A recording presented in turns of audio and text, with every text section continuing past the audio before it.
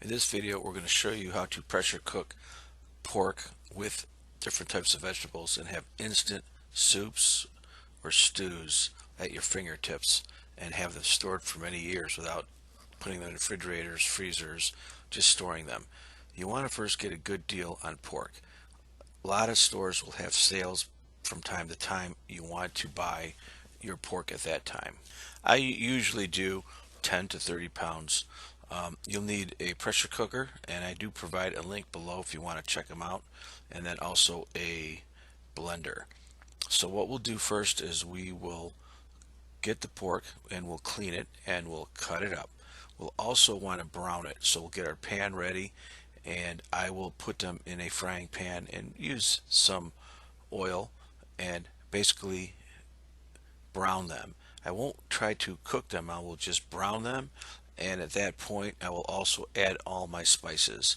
You can add all types of spices, whatever you'd like. You can't really screw this part up. Is what you want to put into it, just do it now. And so brown your pork and then place it off to the side in a container or a jar or whatever you want to put it in. When you put them in a container, cover them up with foil because you want to keep them hot. We're going to do this hot.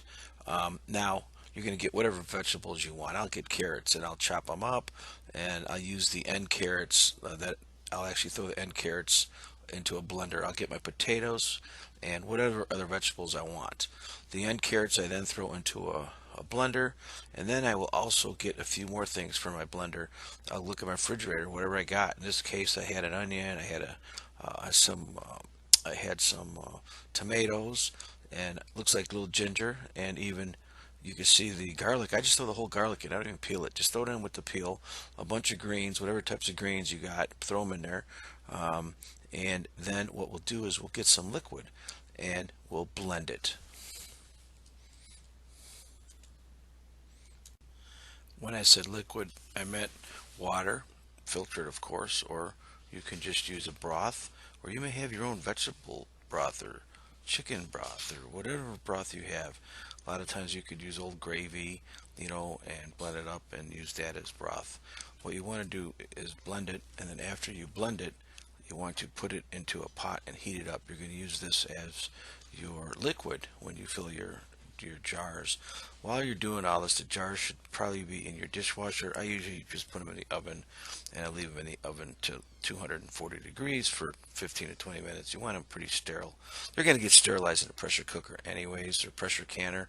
Then you want to also sterilize your tops and your lids. So then what you do is you take your hot bottles out and you put in your vegetables. In this particular case, this one has vegetables. Sometimes I just do vegetables. This one has vegetables and pork that's been browned, and you fill up your jars and pack them in pretty good.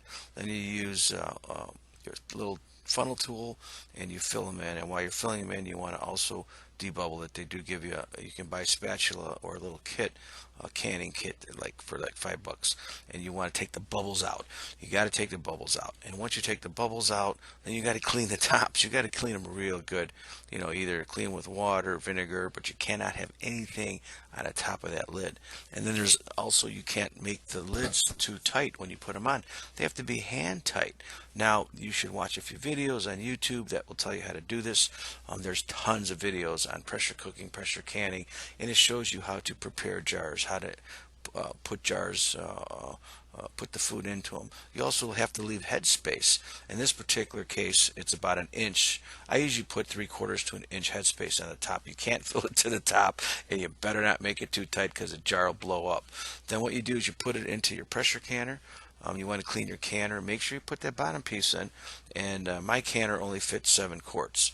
I can get a bigger one, but it doesn't fit on my stove. So I'll do 7 quarts. And whenever you have meat, when you're pressure canning, I'm going to pressure can at 10 pascals. You should check where you live. Some places it's 5 pascals, some it's 15. But for the most part, 10 pascals and 90 minutes is what the rule of thumb is. Now, I can go a little bit less than 90 minutes just to not make it so tender.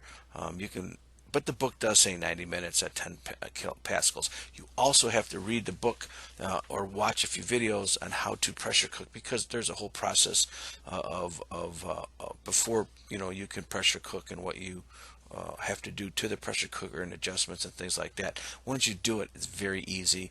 There is a book, the Ball Canning book, will tell you a lot. It's not expensive. As a matter of fact, there's a link below. I also have a link below for the canner. So then you could take these, put them in your basement, keep them cool, dark places, and you could make your little stew dinner in 5 minutes, and you'll have it instantly. Thank you.